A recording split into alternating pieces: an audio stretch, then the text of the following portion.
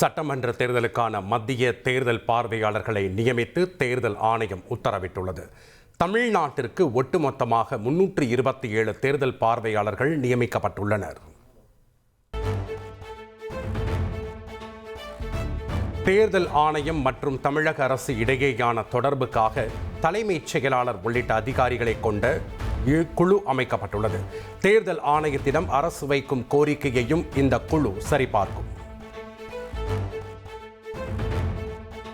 தேர்தல் நடத்தை விதிகளை கூறி மறைந்த தலைவர்களின் சிலைகளை மறைக்க தேவையில்லை என்று தேர்தல் ஆணையம் தெரிவித்துள்ளது.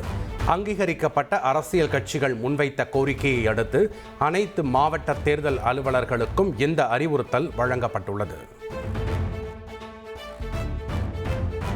தாவேகாவின் தலைமை பொறுப்பில் இருக்கும் ஆதவ் அர்ஜுனா தம்மை பற்றி கூறிய கருத்து உண்மைக்கு மாறானது என்று நடிகர் ரஜினிகாந்த் பரபரப்பு அறிக்கை வெளியிட்டுள்ளார். காலம் பேசாது, காத்திருந்து பதில் சொல்லும் என்று ரஜினி கூறியுள்ளதால் தமிழக தேர்தல் களத்தில் பரபரப்பு ஏற்பட்டுள்ளது. ஆதவ் அர்ஜுனாவின் சர்ச்சை பேச்சுக்கு அறிக்கை மூலம் மறுப்பு தெரிவித்துள்ளார் நடிகர் ரஜினிகாந்த். காலம் பேசாது, காத்திருந்து பதில் சொல்லும் என குறிப்பிட்டுள்ளார். 2019ஆம் ஆண்டு நடந்த நிகழ்ச்சி ஒன்றில் இதே வாசகத்தை ரஜினிகாந்த் பேசிய வீடியோ சமூக வலைதளங்களில் தற்போது மீண்டும் வைரலாகி வருகிறது. இதுக்கு காலம் சொல்லும், காலம் பேசாது என்ன அதிசயம், எல்லாவற்றுக்கும் காலம்தான் பதில் சொல்லும். காலம் பேசாது என்ன அதிசயம், எல்லாவற்றுக்கும் காலம்தான் பதில் சொல்லும். ஆதவ் அர்ஜுனாவின் அவதூறு கருத்தை கண்டித்தும் தமக்கு ஆதரவாகவும் குரல் கொடுத்த அரசியல் கட்சி தலைவர்களுக்கு நடிகர் ரஜினிகாந்த் நன்றி தெரிவித்துள்ளார். திரையுலக நண்பர்கள், ஊடகத்துறையினர் மற்றும் ரசிகர்களுக்கும் மனமார்ந்த நன்றி என்று ரஜினிகாந்த் தமது அறிக்கையில் குறிப்பிட்டுள்ளார்.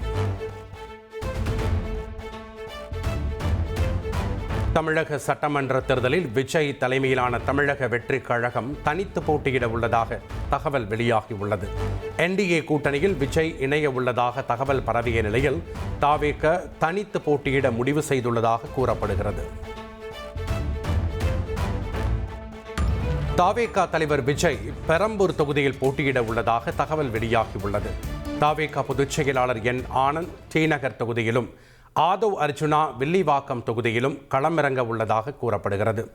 சட்டமன்ற தேர்தலில் தாவேக தனித்து களம் காண்பதால் 4 முனை போட்டி உறுதியாகி இருக்கிறது.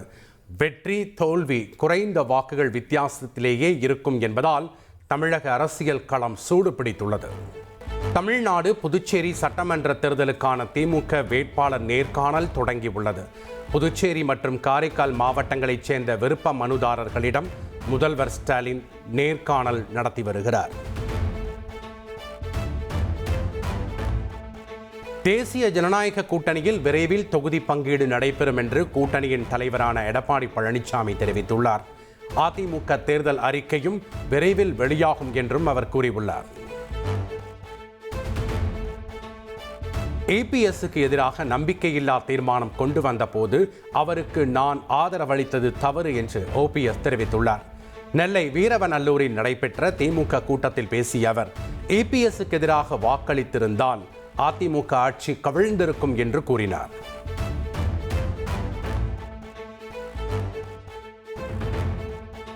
சட்டமன்ற தேர்தல் தொகுதி பங்கீடு தொடர்பாக திமுக, மார்க்சிஸ்ட் கம்யூனிஸ்ட் கட்சிகளிடையே 3ஆம் கட்ட பேச்சுவார்த்தை நடைபெற்றது.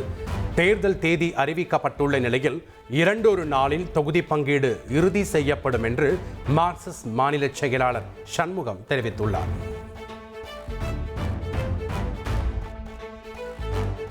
சட்டமன்ற தேர்தலுக்கான மதிமுகவின் தேர்தல் அறிக்கையை அக்கட்சியின் பொதுச் செயலாளர் வைகோ வெளியிட்டார். ஆளுநர் பதவி அகற்றப்பட வேண்டும் என்று மதிமுக தேர்தல் அறிக்கையில் தெரிவிக்கப்பட்டுள்ளது.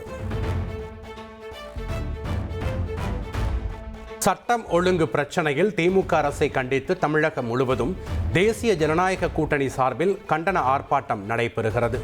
சென்னை விருகம்பாக்கத்தில் நடைபெற்ற ஆர்ப்பாட்டத்தில் அதிமுக பொதுச் செயலாளர் எடப்பாடி பழனிசாமி பங்கேற்று கண்டன உரையாற்றினார். தீய சக்தி ஸ்டாலின் ஆட்சியிலே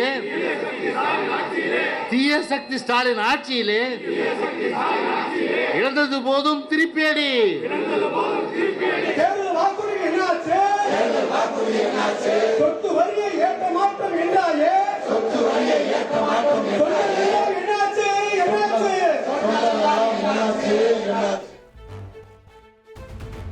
நடிகை நயன்தாரா குறித்த சர்ச்சை பேச்சுக்காக அதிமுக எம்பி சி.வி. சண்முகம் வருத்தம் தெரிவித்துள்ளார். நயன்தாராவின் பெயர் தவறுதலாக உச்சரிக்கப்பட்டதாகவும் எந்த உள்நோக்கத்துடனும் பேசவில்லை என்றும் விளக்கம் அளித்துள்ளார். புதுச்சேரியில் NDA கூட்டணியில் தொகுதி பங்கீடு இறுதி செய்யப்பட்ட நிலையில் கூட்டணியிலிருந்து வெளியேற முதலமைச்சர் ரங்கசாமி திட்டமிட்டுள்ளதாக தகவல் வெளியாகியுள்ளது. தமது நிபந்தனைகளுக்கு பாஜகவின் தேசிய தலைமை ஒப்புதல் அளிக்காததால் அவர் இந்த முடிவை எடுத்துள்ளதாக கூறப்படுகிறது. ஹார்மூஸ் நீரிணையை கடந்து இந்தியாவின் நந்தாதேவி கப்பல் 46,500 மில்லியன் டன் சமையல் எரிவாயுவுடன் எண்ணெய் கப்பல் குஜராத்திற்கு வந்தடைந்துள்ளது. கப்பலை துறைமுகம் அருகே கொண்டுவரக்கூடாது என்பதால் எரிவாயு டேங்கர்களை மாற்று கப்பல்களில் ஏற்றுவதற்கான பணிகள் நடைபெற்று வருகின்றன. ஈரான் போர் தொடர்பாக நாடாளுமன்ற நிலைக்குழு நாளை ஆலோசனை.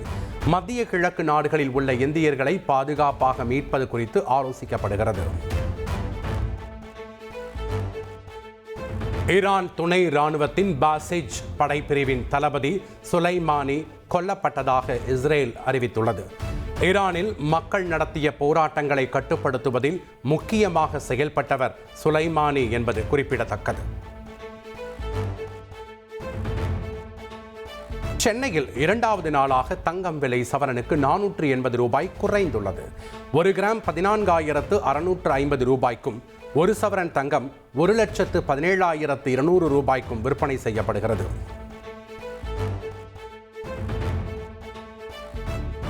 தங்கத்தை தொடர்ந்து வெள்ளி விலையும் கிலோவுக்கு 4,000 ரூபாய் குறைந்துள்ளது.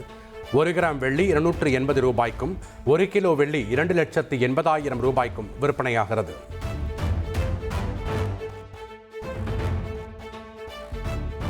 கரூர் கூட்ட நெரிசல் வழக்கு விசாரணைக்காக டெல்லியில் உள்ள சிபிஐ அலுவலகத்தில் முன்னாள் அமைச்சர் செந்தில் பாலாஜி ஆஜராகியுள்ளார். கூட்ட நெரிசலில் சதி நடந்திருப்பதாக தாவேகாவினர் குற்றஞ்சாட்டிய நிலையில் செந்தில் பாலாஜியிடம் 5 மணி நேரத்திற்கு மேலாக சிபிஐ அதிகாரிகள் விசாரணை நடத்தி வருகின்றனர். விருதுநகர் மாவட்டம் சாத்தூரில் உரிய ஆவணங்கள் இன்றி கொண்டு செல்லப்பட்ட 90 லட்சம் ரூபாய் மதிப்புள்ள தங்க நகைகளை தேர்தல் பறக்கும் படை பறிமுதல் செய்தது. தாசில்தார் அலுவலகத்தில் நகைகள் ஒப்படைக்கப்பட்ட நிலையில் மதுரையைச் சேர்ந்த நகை வியாபாரியிடம் விசாரணை நடைபெற்று வருகிறது. புதுக்கோட்டை மாவட்டம் அறந்தாங்கியில் வீடு புகுந்து 137 சவரன் தங்க நகைகள் கொள்ளையடிக்கப்பட்ட சம்பவம் பரபரப்பை ஏற்படுத்தியுள்ளது. கொள்ளையர்களை போலீசார் தீவிரமாக தேடி வரும் நிலையில் வீட்டின் அருகே மர்ம நபர்கள் நடந்து சென்ற CCTV காட்சி வெளியாகியுள்ளது.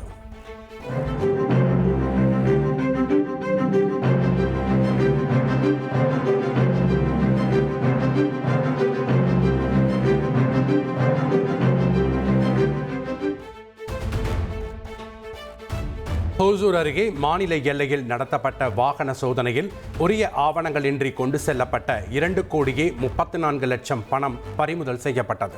பல்வேறு வங்கி ATMகளில் நிரப்புவதற்கு கொண்டு செல்லப்பட்ட பணத்திற்கு உரிய ஆவணங்கள் இல்லாததால் பறக்கும் படை அதிகாரிகள் இந்த நடவடிக்கையை எடுத்துள்ளனர்.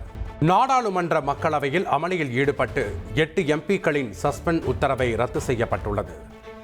காங்கிரஸ் உள்ளிட்ட எதிர்க்கட்சிகளின் தொடர் கோரிக்கையை ஏற்று தீர்மானம் நிறைவேற்றப்பட்ட நிலையில் நாடாளுமன்றத்தில் பேனர்கள் உள்ளிட்டவை பயன்படுத்தக்கூடாது என்று சபாநாயகர் அறிவுறுத்தியுள்ளார். ஒடிசாவில் கட்டாக் அரசு மருத்துவமனையில் நிகழ்ந்த தீ விபத்தில் சிக்கி உயிரிழந்தோர் எண்ணிக்கை 12ஆக உயர்வு. காயமடைந்த 11 பேர் மருத்துவமனை ஊழியர்களுக்கு தொடர்ந்து சிகிச்சை அளிக்கப்பட்டு வருகிறது. கியூபாவை கைப்பற்றினாலும் விடுவித்தாலும் அந்த நாட்டில் நான் நினைத்ததையெல்லாம் செய்வேன் என்று அதிபர் ட்ரம்ப் அதிரடியாக கூறியுள்ளார். கியூபா ஒரு தோல்வியடைந்த தீவு என்றும் அதனை கைப்பற்றும் பாக்கியம் தமக்கு கிடைக்கும் என்றும் அவர் தெரிவித்துள்ளார்.